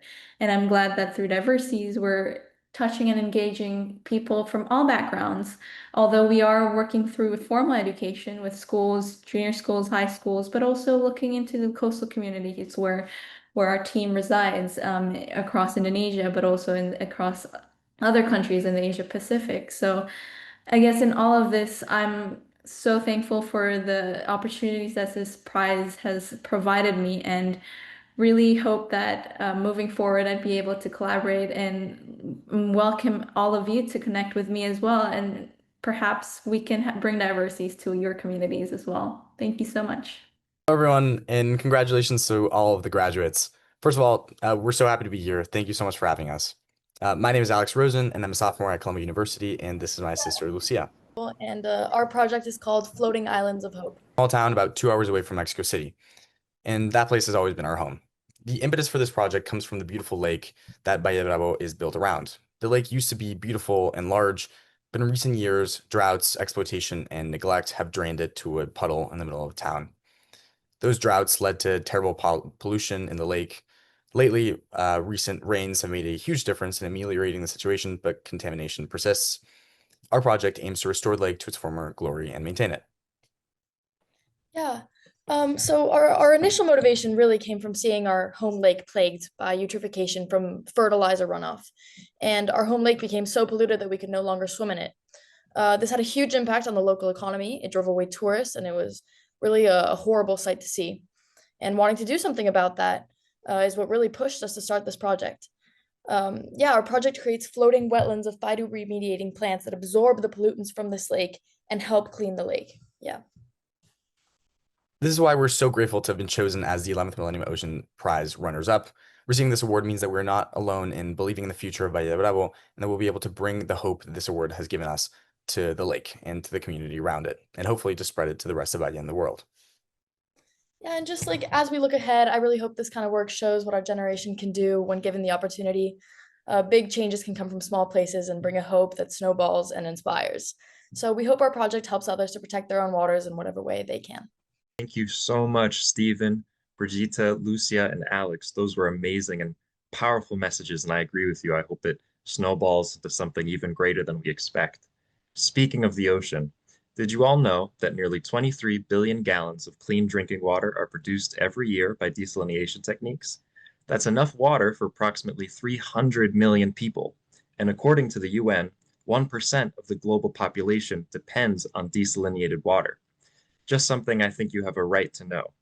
Anyway, keeping the spirit of partnerships high, it is time to highlight another incredible partnership between Coach Foundation, Coachtopia, and MCN. It is now my pleasure to welcome Ayushi Singh, who will share a little more about the partnership. Thank you, Silas. Hello, everyone. I am Ayushi Singh. I'm a Coach Dream It Real ex-Coachtopia scholar from Ramjas College, University of Delhi. I'm going to begin by talking about my project for a bit. It's called Revival of the Fittest, and with it, I hope to address the problem of fast fashion and overconsumption in the modern era of microtrends. I really hope to continue this project even after the fellowship. And keeping in mind this vision, we've divided the working of the project into 3 phases. The first phase of this project is a student magazine that brings together fashion, economics, and sociology in a way that doesn't feel preachy, but still highlights all the processes that surround an item of clothing being bought and worn. The point is to show that clothes and accessories are not just about vanity, they carry the artistry of culture and the everyday reality of how people live and work. In the second phase of our work, we plan to collect slightly damaged or discarded clothing, collaborate with student fashion societies to upcycle and style them, then donate the revived pieces to communities in need. Phase 3 is far into the future, but this is the one where we hope to inform systemic change and break down how materials are sourced, how labor is treated, and how policies shape production. We also intend to collaborate with organizations and ministries about the same. I am so excited to continue learning and understanding more about the industry from experts themselves, one of them being my mentor, Emma Polonsky. The scholarship has definitely eased some of the financial pressure, and it feels good to be able to put that energy into building my skills instead. It's also given me the confidence to believe that I can try creating change on my own, and that there will always be support for my entrepreneurial ideas. One of the best parts of this has been meeting people who think about the world the way that I do. We've shared ideas, given each other feedback, and it's been so very exciting to learn from them. Being around such driven, passionate people has not only pushed me to grow, but has also helped me build friendships that I really value. What I intend to take away from this program is information, purpose, and energy, and hopefully apply that to my project with success. This is MCN's second year of groundbreaking partnership with the Fashion House Coach. Together with unwavering support from the Coach Foundation and Coachtopia, MCN is empowering the next generation of circularity and sustainability champions through the Coach Dream It Real ex-Coachtopia Scholars Program. Next up are short clips from all of us 12 scholars in the fellowship this year that talk about the program and how it has transformed our social impact journeys. Hi, I'm Yasvi. I am Layashri Vematagopi. I am Iram Sherbas. I'm Ithong. Miriam Damilola Odushola. Hi, I'm Magda. I'm Gabriel. My name is Meshak Kwadwajukum. I'm Ayushi.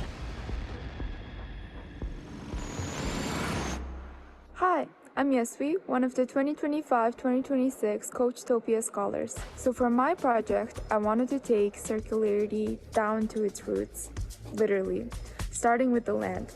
Over the past 3 months, we've planted 250 native trees in Nalakh district, Mongolia. This is just the beginning of a long-term vision to restore Mongolia's land. in a larger scale and scope. And I'm incredibly grateful for the MCN and Coachtopia community for the support and inspiration they've given me. Hello everyone, I am Layashri Vematagopi. I'm one of the Coach Dream It Real into Coachtopia scholars. I am from India and I'm currently studying biology and environmental studies in college. And most of all, I am super excited and honored to be part of this fantastic cohort of fellow scholars and mentors with whom I've had the great pleasure of working with. Thank you so much. Hi, I am Iram Sherbas, a proud Coachtopia Scholar 2025. I, along with my amazing team, bring to you Gamburi, a name that means a beautiful flower in one of the local languages from northern Pakistan. Through this scholarship, I have learned that change doesn't need permission, it just needs passion. I am so much thankful to Team MCN and Coachtopia for turning dreamers into doers, because together, we don't just dream it real, we build it real. Thank you. Hello everyone, I'm Yithong, a sophomore at Duke Kunshan University. I'm truly honored to be selected as a 2025 Coachtopia Scholar. The inspiration for my project comes from a charity shop called By Fortune, which encourages donation and sells quality goods at low prices to support people with disabilities and public welfare. This inspired me to introduce programs like the campus donation, one-day manager, and big issues for citizens, allowing students to experience sustainable practices firsthand. I'm very grateful for this scholarship. It gives me the chance to meet like-minded peers and learn from Coach's valuable mentorship.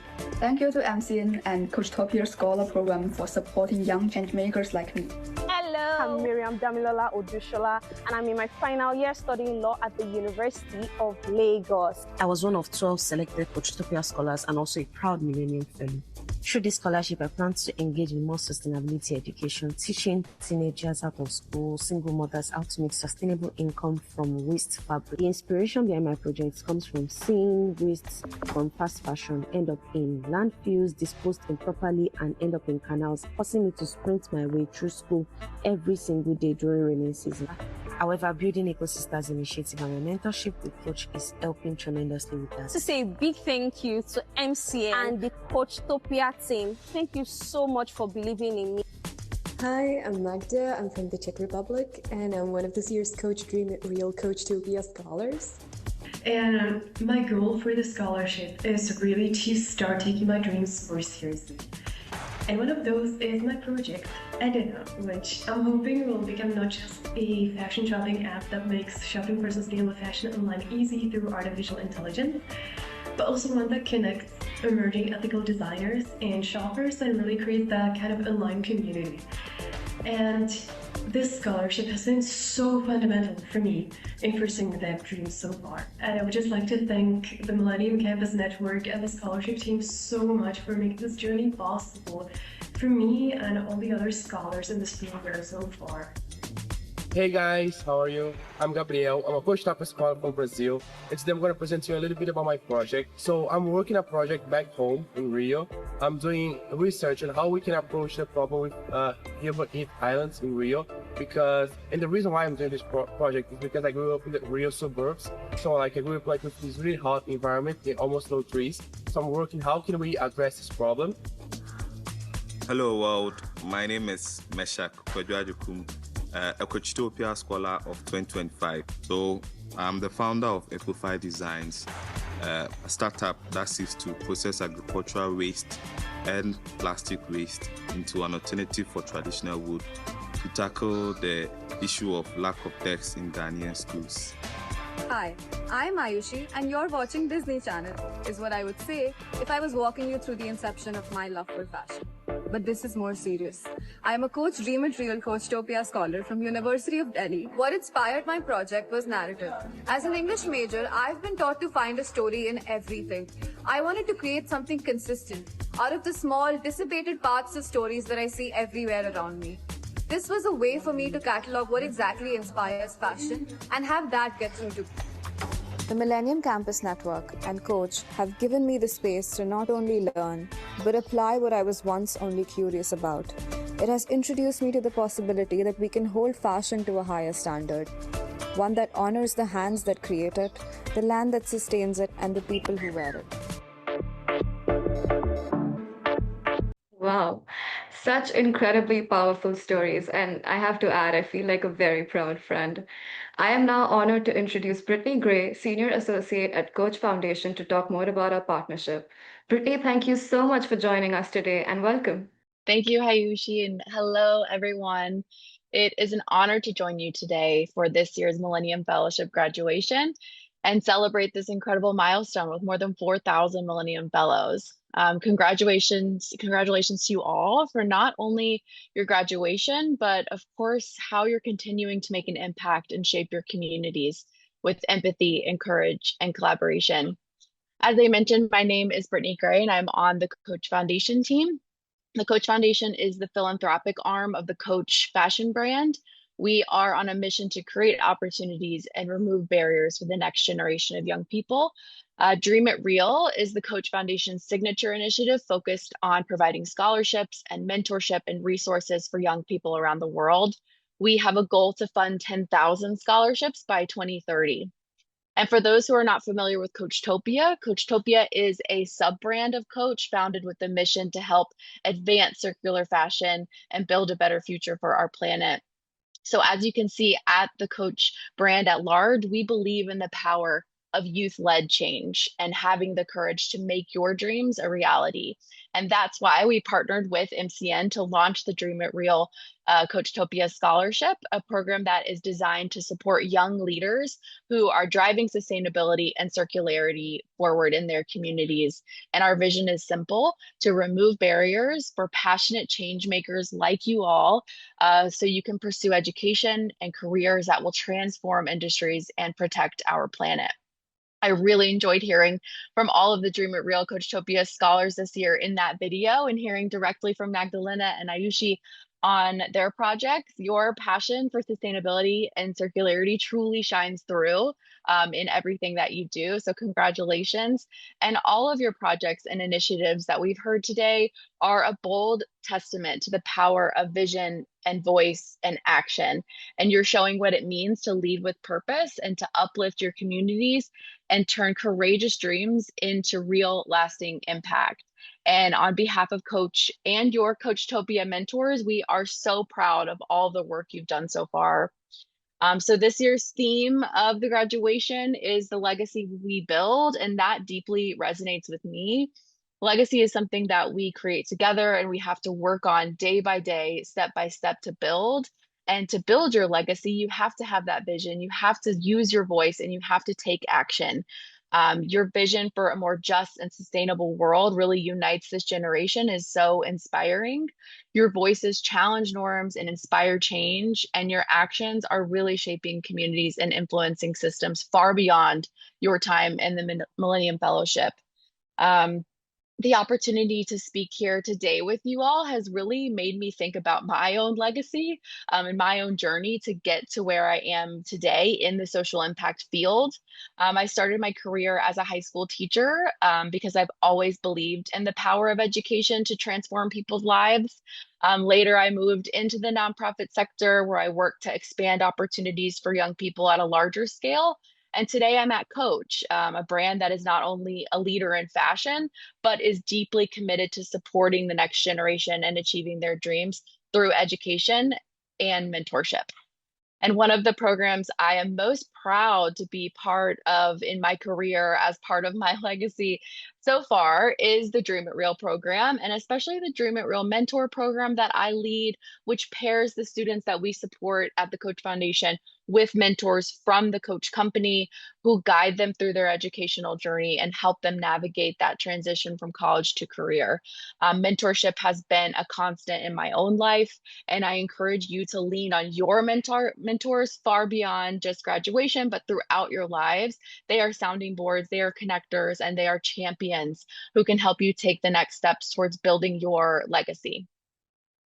So as you graduate, I encourage you to take these lessons into your own communities, into your own projects, and into your own personal lives. You can ask yourself, how can I design solutions that really last? How can I amplify voices that are often unheard? And how can I turn vision into action every single day? I want to take a second for us all to pause and to think about just that.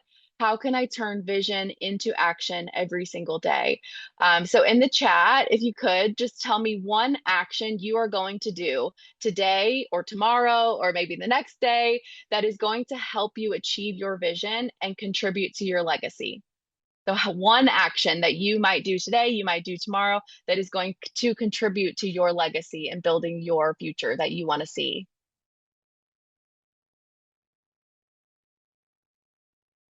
I love some of these: consistency, reading, self-confidence, showing up, collaborating, manifesting, love the manifestation, focus. These are all so amazing. Thank you for sharing all of your actions that you are going to do today to contribute to your legacy. Your generation has such creativity, you have courage, and you have the urgency that the world needs today. So I would say start small, stay consistent, and never underestimate the ripple effect of these actions that you are putting in the chat today. So today we celebrate not just your achievements, but that legacy that you're building. And as you take your next steps, I would say stay connected with each other, stay connected with MCN, and stay connected with us at Coach. Follow everyone's work and engage with our sustainability and social impact initiatives.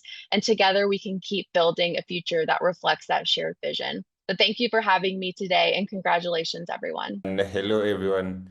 It's almost time to wrap up this celebration, but before that, it is my honor to present this segment. My name is James Odhiambo. A little bit about me. In 2020, at the height of the pandemic, I, like many around the world, felt lonely and isolated.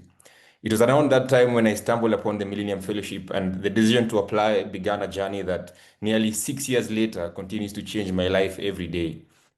Beyond the lessons we all learned over the last 4 months, I think the greatest strength of this program is that it brings together the best of the best, the most passionate, the most driven, and the most motivated.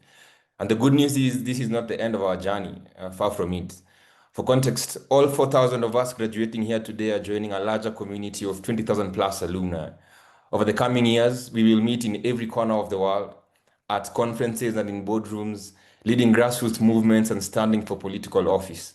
There will be thousands of us doing audacious things, and we will all be connected by one thing: our identity as Millennium Fellows.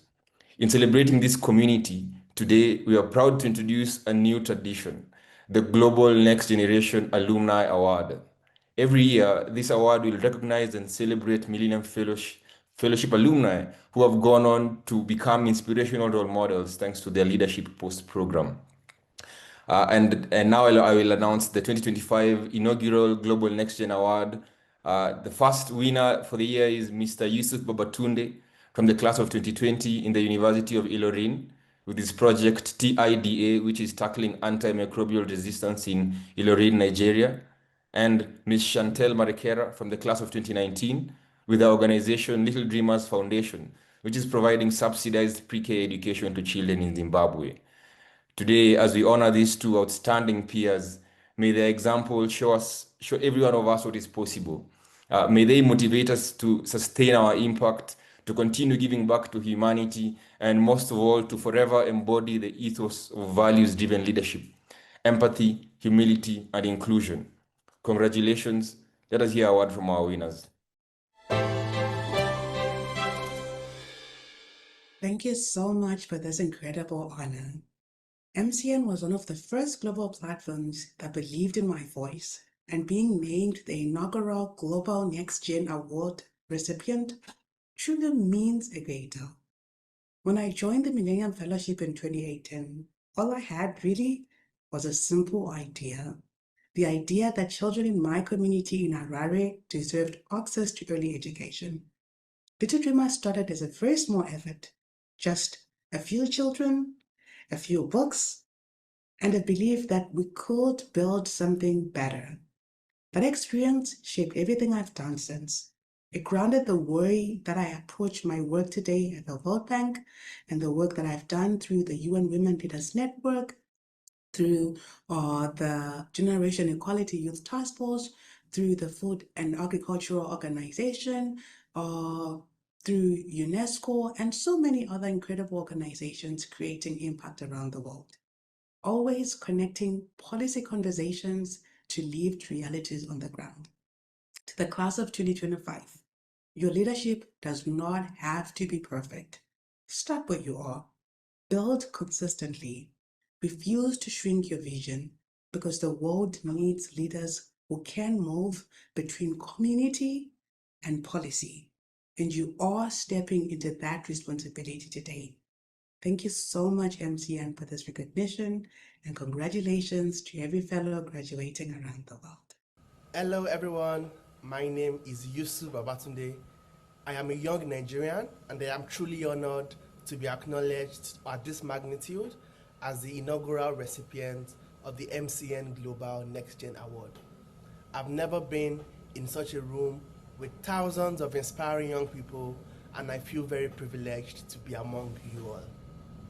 Honestly, when I got the message about this award, I had to process it for a while and to also reminisce on how far I've gone since I graduated from the Millennium Fellowship 5 years ago.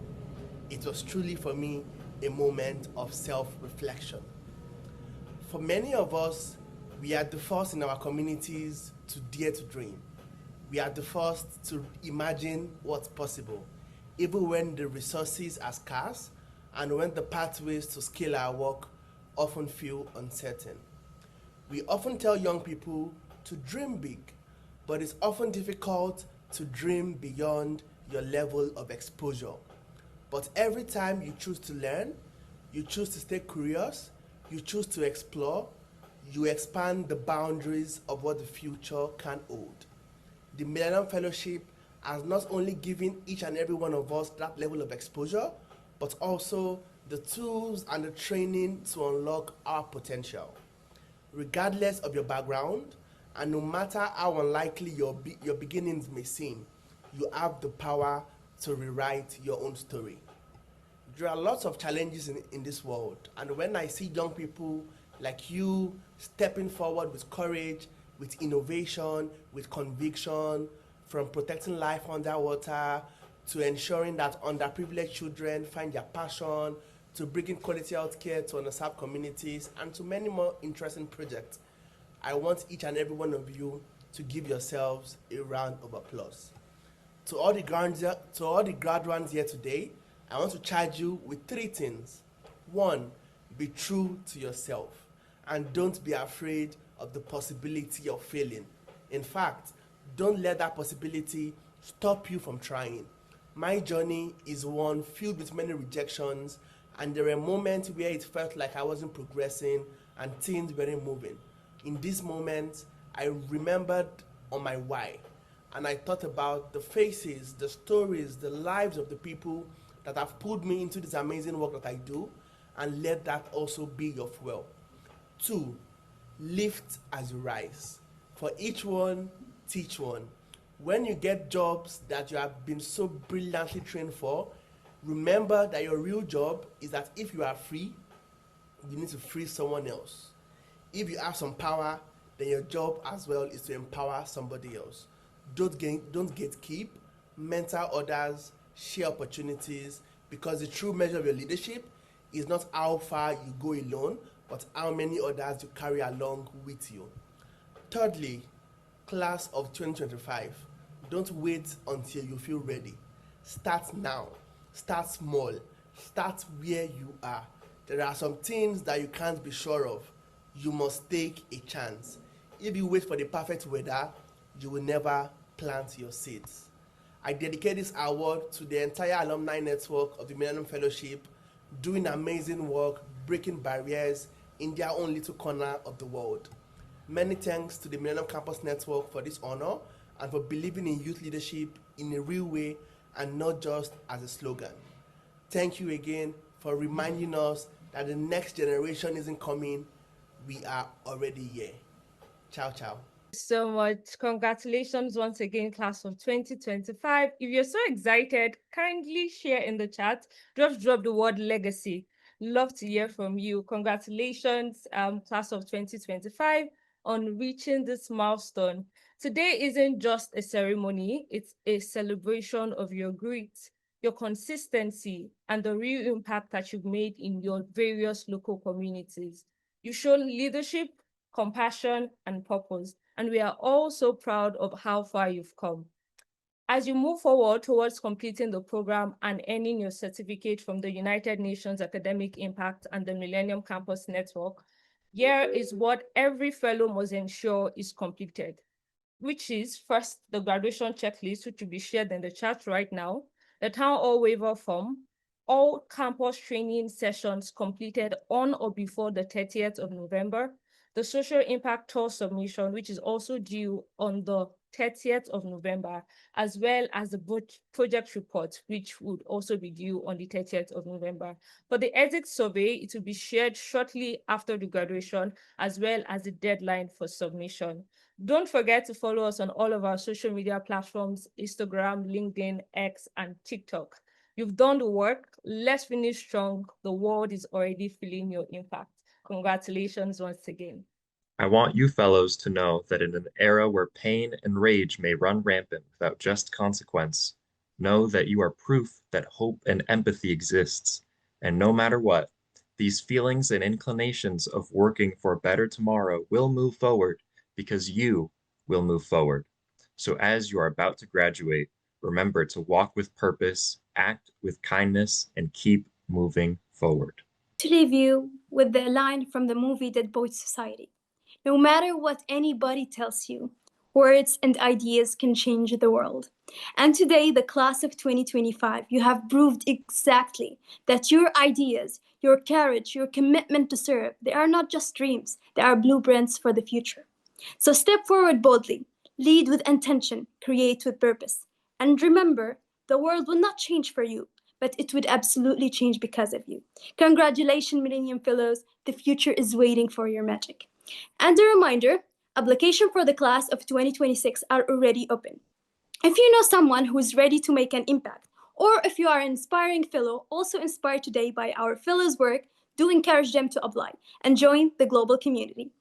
For our final few minutes together, please enjoy special content made just for you, a sneak peek into the watch parties all across the globe, and a slideshow with a highlight from our class of 2025 journey across the world. Congratulations to each and every one of our graduates. Continue to be the change that you want to see in the world. And in case I don't see you, good afternoon, good evening, and good night.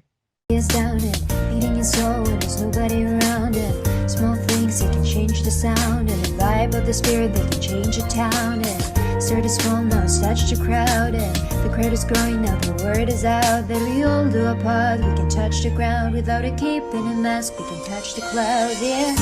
We don't have to leave till building in a single bound. There's a lot of good that we can do standing on the ground. We don't need a jetpack suit to take us to the cloud. It's up to me and you. Superhero, superhero, superhero, superhero. It's the small things that make a difference, and all powers locked within us. All we gotta do is find the key and till the latch and set it free, yeah. We don't need to be fast and strong, cause that kind of work can go a long way. Help someone whose faith is gone to back up and carry on. Maybe it's too hard to understand, think it's too much for us to handle, but I promise you that you can, cause you don't need to be Superman. Right here now, you are a superhero.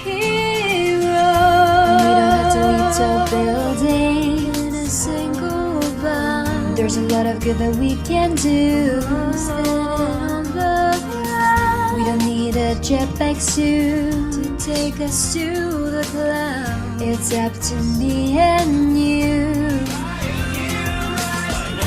Superhero, superhero, superhero, superhero.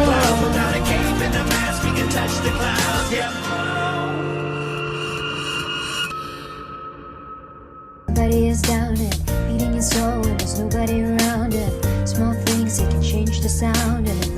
the spirit that can change a town. And started small, now it's touched a crowd. And the crowd is growing, now the word is out that we all do our part. We can touch the ground without a cape and a mask. We can touch the clouds, yeah. We don't have to leap tall building in a single bound. There's a lot of good that we can do standing on the ground. We don't need a jetpack suit to take us to the clouds. It's up to me and you. Superhero, superhero, superhero, superhero. It's the small things that make a difference, and all powers locked within us. All we gotta do is find the key and to the latch and set it free, yeah. We don't need to be fast and strong, cause that kind of work can go a long way. Help someone whose faith is gone to back up and carry on. Maybe it's too hard to understand, think it's too much for us to handle, but I promise you that you can, cause you don't need to be Superman. Right here now, you are a superhero. We don't have to leap tall building in a single bound. There's a lot of good that we can do standing on the ground. We don't need a jetpack suit to take us to the clouds. It's up to me and you. Superhero, superhero, superhero,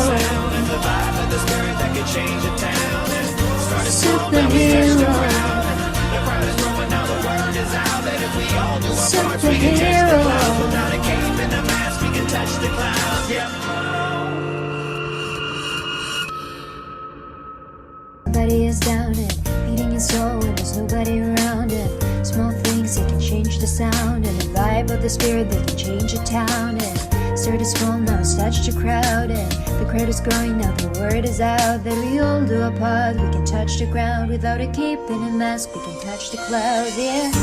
We don't have to leap tall buildings